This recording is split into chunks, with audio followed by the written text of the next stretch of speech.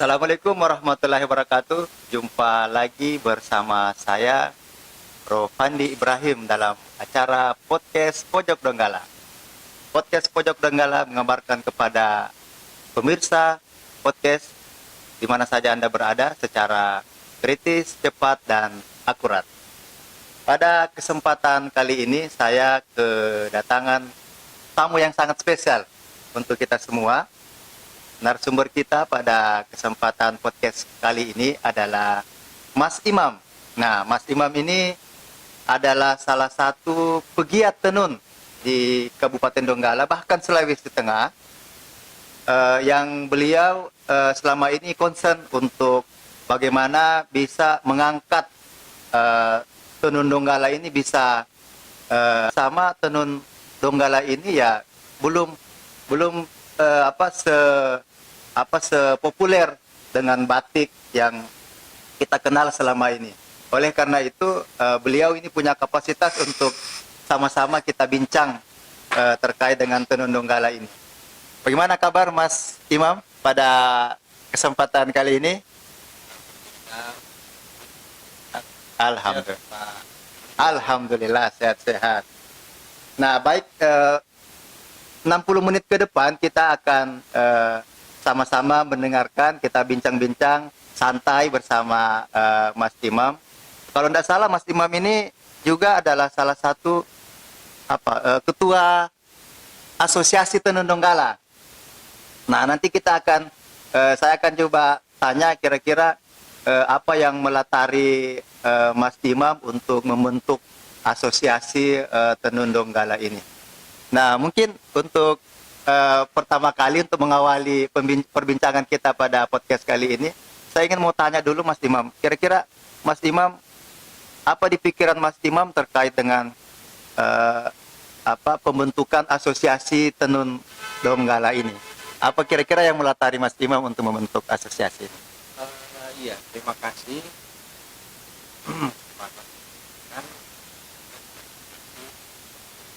kan Donggala ya. Tenun Donggala itu sebenarnya itu kita ini perlu diikuti baik mas itu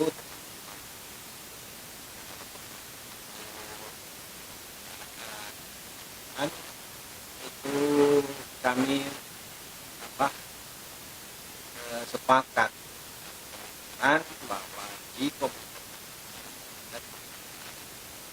karena itu belum ada yang membawa aspirasi dari pengrajin tenun. Jadi tenun ini belum ada yang ada, karena sampai dengan kan ada semua itu, bahkan becak juga ada, lembaganya. Cuma kenapa kita tenun yang spesifik?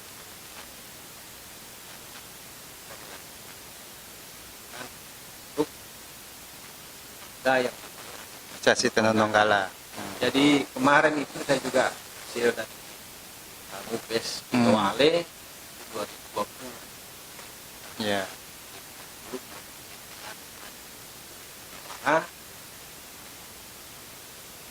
Saya ditunjuk jadi periode. Oh ya, masih lama ya. Ya. Ya, jadi asosiasi tenun ini melibatkan seluruh pengrajin-pengrajin tenun ya, Pak? Secara otomatis itu pengrajin tenun itu menjadi anggota ya. Jadi tujuannya yaitu untuk membawa aspirasi mereka.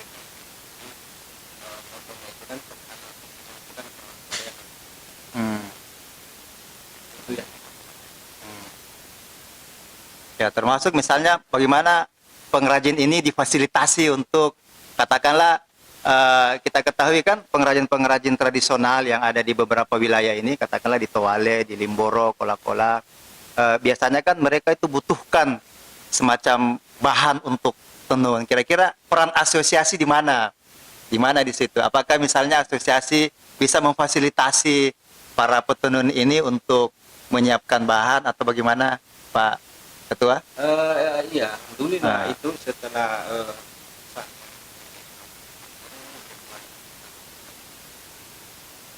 saya ambil konsep kami itu pengembangan itu satu wilayah. Hmm. Jadi tidak lagi berdasarkan itu ke kelompok pengembangan konsep wilayah. Hmm. Jadi kita tujuannya jadi untuk mengangkat desa yang mayoritas tenun itu wajah tenun itu kita angkat kepada apa secara Nasional, ya. supaya lebih pembinaannya juga Iya, lebih fokus benar. lebih fokus dalam satu wilayah dan rencananya akan menjadi percontohan Hmm. desa-desa yang ada pengrajin tenun. Hmm. Jadi tolak ukurnya ada, Iya, keberhasilannya ada. Sudah. betul. Program. Hmm. Alhamdulillah sudah kita laksanakan setelah 2020 fasilitasi Iya. itu tetap konsep ya kita inginkan untuk ini pertama-tama kita lihat itu desa Tuali. Hmm. Ada BUMN untuk membantu fasilitas untuk Pengembangan. seperti papan identitas, dan di alhamdulillah sekarang karena kemarin 2020 itu sebenarnya sih banyak kegiatan cuman adanya COVID ya. jadi agak merem-rem ini. Benar. Alhamdulillah ini kita akan kembali kan. Kita sekarang ini lagi getol untuk menyoroti mengamati evaluasi metode itu bantuan-bantuan yang pemanfaatan daripada bantuan sendiri. Nah, itu tadi Pak Pandi bilang ya kita selain itu kita akan dekatkan ini. Kita akan dekatkan dan apa saja yang menjadi kebutuhan pengrajin di wilayah itu yang kita kembangkan akan kita penuhi. Ya seperti bahan-bahan pokok tenun, dan bahan-bahan penolong dan pemasarannya kita upayakan semua dan ini kita sudah mulai bekerja sama dengan desa untuk bagaimana caranya supaya apa yang diberikan kemarin itu menjadi maksimal. Maksimal. Jadi itu kita dekatkan ya teknologi tepat guna yang pengrajin bisa nanti menginovasi dia punya produk itu selain kita dekatkan. Yang selama ini mereka terpaku kepada membeli bahan ke Palu ya atau ke daerah lain. Sekarang ada di desa mereka, jadi lebih kita dekatkan begitu. Itu juga hasil-hasil pelatihan pencelupan misalnya, pencelupan yang tidak luntur, ya. Kita dekatkan semua itu. Bahkan kita buat eceran di sana per ons bisa beli tidak 1 kilo kan 1 kilo mahal. Mereka kan ini kan tenun tradisional. Ini kan kalau Donggala itu kita bahas tenun tradisional, kedokan namanya. Wah, bahasa itu daerahnya Kesubi. Ya. Jadi itu yang kita kembangkan. Jadi bahan-bahan dasarnya ini memang sudah ada ya? Iya. Misalnya di Palu itu ada tersedia, tinggal ada. Ya, tapi maunya inginkan kita supaya mereka lebih ekonomis, maksudnya mengurangi ongkos produksi, transport misalnya keluar daerah. Itu kan bisa diirit kalau ada disediakan di desa itu sendiri. Kita dekatkan semua. Benar. Kebutuhannya itu kita dekatkan semua. Jadi kita mengambil program-program yang realitas saja, yang realistis. Iya, yang realistis, yang berkenaan apa sebenarnya kebutuhan. Makanya selalu kita ajak musyawarah di desa itu apa kendalanya apa lagi, kendalanya apa lagi, masalahnya kita optimalkan. Jadi ada teman-teman dari pengrajin dari desa lain, kami mohon maaf, bukannya kita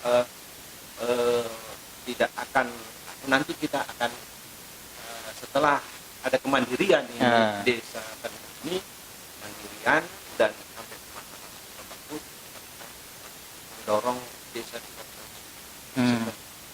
Jadi yang kita inginkan Tenun Donggala ini dia bisa mandiri dan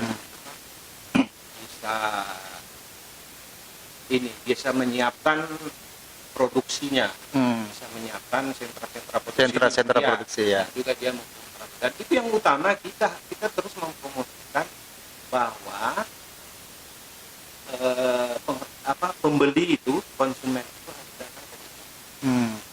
Jadi kita tolong sama bantulah saya jadi sampaikan desa ini menyiapkan hasil tinggal. Jadi memang selama ini dari hasil perjalanannya Mas Imam datang ke sentra-sentra produksi tenun ini, kira-kira kendala mereka itu dalam hal misalnya mendapatkan bahan baku itu gimana itu, Mas? Kira-kira apa kendalanya? Tadi kan Mas Imam sudah jelaskan bahwa memang bahan dasar, bahan baku itu ada tersedia, tapi akses untuk mendapatkan itu masih agak susah. Kira-kira kendalanya di mana itu, Mas? Iya, begini, kalau biasanya kan ini kita berbicara tradisional, jadi mereka biasa beli bahan baku itu eceran. Oh ya. Kalau eceran makin nilainya makin tinggi. Iya. Kan? Eceran makin tinggi. Kalau berbeda dengan sepak, jadi kita tanyakan lagi modal itu bisakah selama ini di bertarung, karena kapasitas alat tradisional itu tarung saja. Itu dia punya hambatan itu ya tadi. Jadi mereka mereka mencari itu di luar desa. Cari mereka di luar desa. Jadi kan berongkos, ya. Transportasi itu kan, transportasi waktu dan juga mahalnya, ya kan, harga dipermainkan. Jadi ini kita siapkan di desa. Jadi itu insya Allah jadi dari sentranya bahan baku ini kita lakukan. Iya. Jadi harga yang mereka dapatkan misalnya beli di Palu berapa, sama juga harganya di desa mereka. Itu ya. Iya, kan nanti ada yang pengelola. Iya. Mungkin untuk berapa persen untuk yang menjaga toko itu kan, menjaga galeri ya, itu mungkin yang sudah mulai kita paham. Jadi alhamdulillah ini galeri mulai dari minggu kemarin kita sudah buka, mudah-mudahan untuk terus.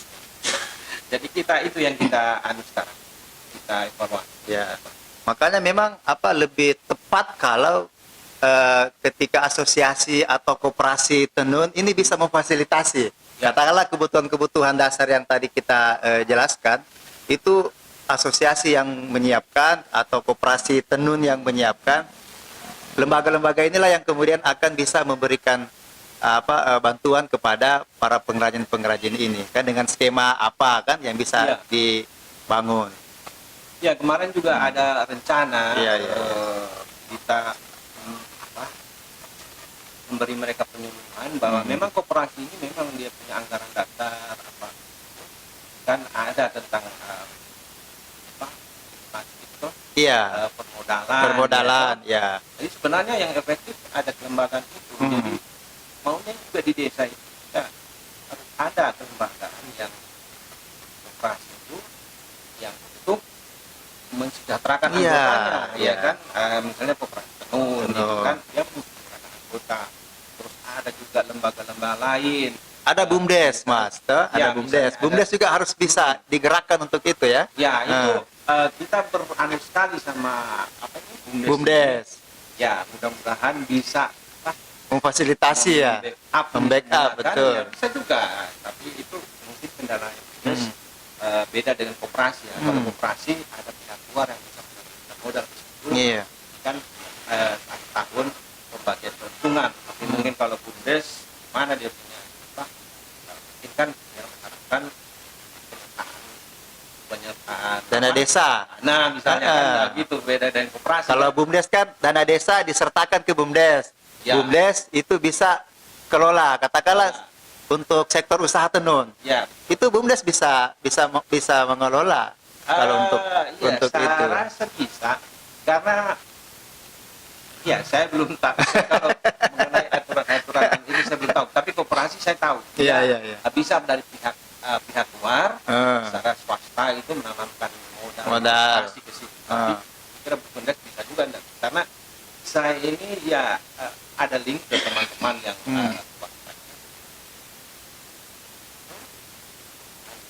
karena juga saya ajak bersama lembaga itu tadi. Iya. Itu nanti kita mau bahas lagi apakah bisa atau kita mengharapkan penyertaan modal tadi Melalui koperasi. ya itu. Jadi di situ ada juga sanggar-sanggar seni ya, itu anak-anak muda yang berbicara masalah tenun, mencarikan jalan mencari jalan usaha Iya. Nah, anak muda sana tidak juga disuruh menenun. Iya. Carikan jalan, promosikan ide tenun. Karena ya tenun ini kan warisan budayanya kita. Ya, itu Sudah ratusan tahun. jadi itu yang harus ada di wilayah tenun. Ya, saya inginkan ada tenun misalnya yang betul memperjuangkan. Iya, itu penting, Mas. Itu. Iya. Karena Nah, kita lanjut ya, Mas Imam. Nah, tadi Mas Imam sudah menjelaskan bagaimana agar tenun Donggala ini bisa lestari untuk selamanya kan. Nah, tentu kita membutuhkan ada regenerasi di proses penenunan ini. Nah, bagaimana tanggapan Mas Imam? ya itu sangat penting karena regenerasi selama ini secara alam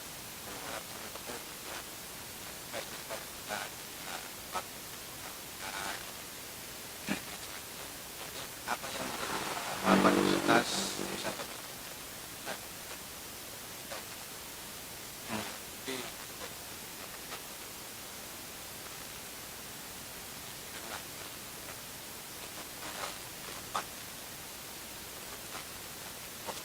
jadi kita member Ya,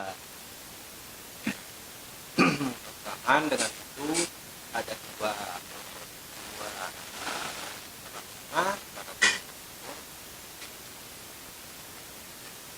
hmm.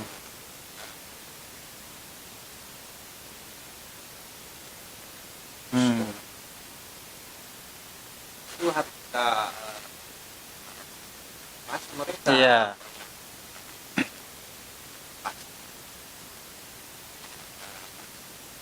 apa Hmm. tentang Ya. masa depan. Iya. Jadi supaya gimana memberilah kepada kita untuk Hmm. regenerasi akan bertanggung. Ya. Tapi Hmm. Ya. Ya, tentu peran-peran pemuda ini ya bagaimana mendorong anak-anak muda itu untuk bisa mencintai tenun. Kemudian kita ketahui tadi kan sudah kita jelaskan bahwa ternyata penenun-penenun tradisional ini ya didominasi oleh generasi tua. Nah, masih sangat kecil itu diminati oleh anak muda. Nah, kira-kira kiat-kiat apa yang harus dilakukan sebagai asosiasi untuk mendorong anak-anak muda ini untuk bisa mencintai tenun ini? ya itu yang saya sangat berharap bahwa Iya.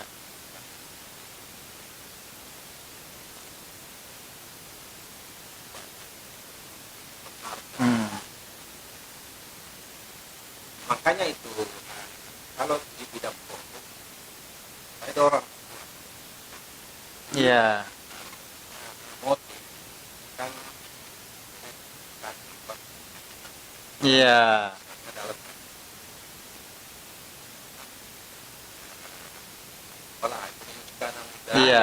Jadi pasarnya itu sekarang kan Milenial ya. iya pasar milenial. Pasar milenial. Eh,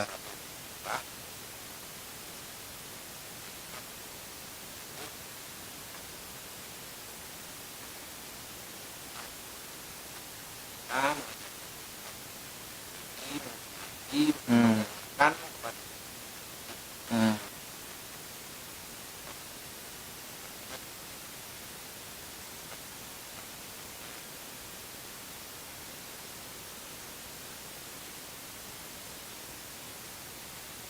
Anak muda.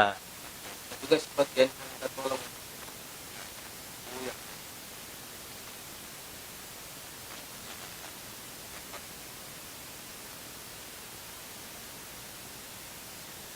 Ya.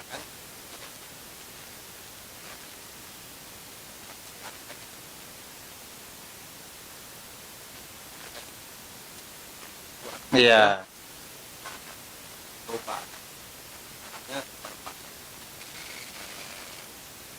tepat sasaran Hmm. ya ya pengrajin Iya. pengrajin pengrajin Bisa terangkat. Iya. Ya, dampak ekonominya ini bisa jatuh kepada para pengrajin juga ya. sekarang ini kan maaf ya Hmm. kan itulah maksud saya promosi itu harus kita arahkan promosi pendidikan itu jadi pasarnya itu kan misalnya kalau kita promosi Hmm. kita jelas pasarnya kali nunya Ya. tadi jadi supaya tidak bias sekarang kan ini banyak artinya banyak orang yang kreatif kan Hmm. oh ada permintaan bertambah tapi niat kita untuk mensejahterakan pengrajin tadi ini kan akhirnya ya, Hmm.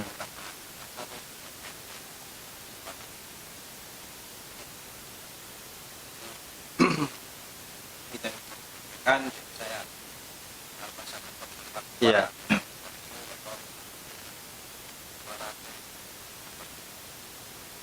Hmm. kita di Donggala ini ada wilayah yang sentral. Jadi untuk pemerintah juga kita marilah kita fokus, Hmm. kita fokus dalam titik. Nanti kalau berpikir ya kita kan tidak pada sekolah orang kita kan ini semua desa kita penghasil Tenun. semua Iya. akan menjadi percontohan Hmm.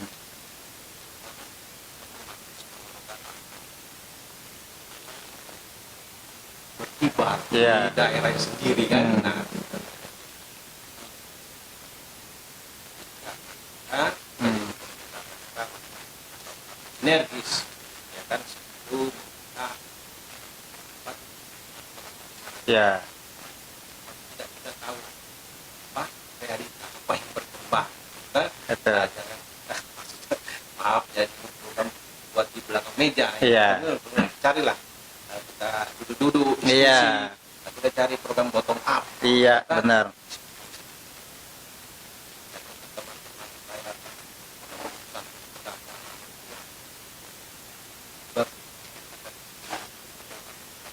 Hmm. keluarkan bantulah kepada alhamdulillah Pak. Sudah makmur lah sudah Benar. sejahtera karena kita berkecimpung Nah, Tenun Donggala. Marilah kita tengok perajinnya. betul. Kalau marilah bantu kita. Kan keluarkan cek, keluarkanlah.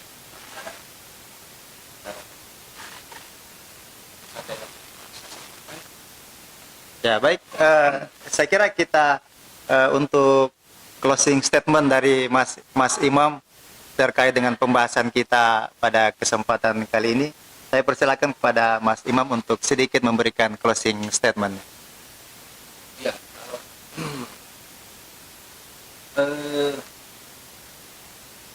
Danun Donggala ini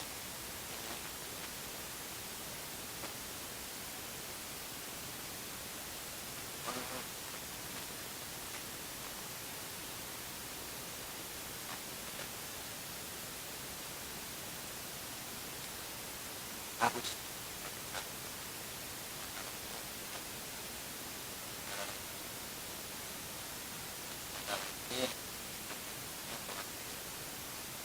Ya. ini ah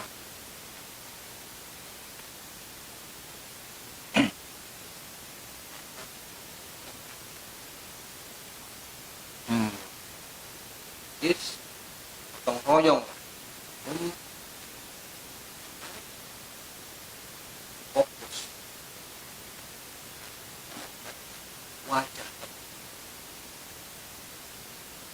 kita bawa masuk rumah dari dapur ke dapur sekarang bisa tampil di depan di pinggir jalan dalam satu sompakan atau rumah-rumah agung yang bisa ini para tamu.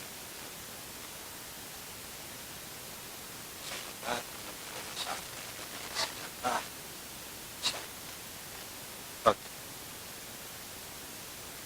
Baik, demikianlah podcast Pojok Donggala pada kesempatan kali ini bersama tamu saya, narasumber saya, Mas Imam. Terima kasih Mas Imam atas kehadirannya di podcast Pojok Donggala ini. Semoga Terima kasih. ya, semoga kedepannya kita bisa lagi